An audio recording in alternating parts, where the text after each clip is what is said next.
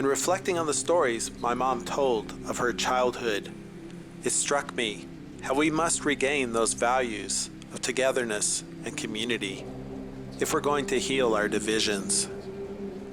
There is a disconnect in this beautiful land, a lack of common ground, a spiraling of mental health issues, and a proliferation of high-powered weaponry.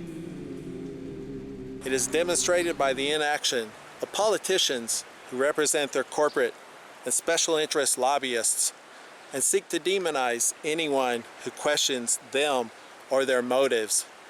But I also see my complicity in feeding the beast of corporate America, in harboring enmity and not taking the time to get to know my neighbor, in taking for granted my own privilege. I grew up in rural America.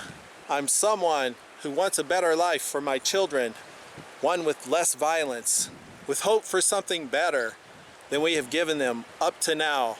I will do my part to build community and envision a better future for us all, and to encourage responsible citizenship. Where is the land of the free and the home of the brave? It is in the hearts of our children who endure more violence than they ever should have to. The media who distort reality and politicians who do nothing must look these children in the eyes, and if they still will not enact change, then they must be replaced by others who will. I feel gratitude to learn the lessons of my ancestors and for the possibility to do my part in bringing healing to this land.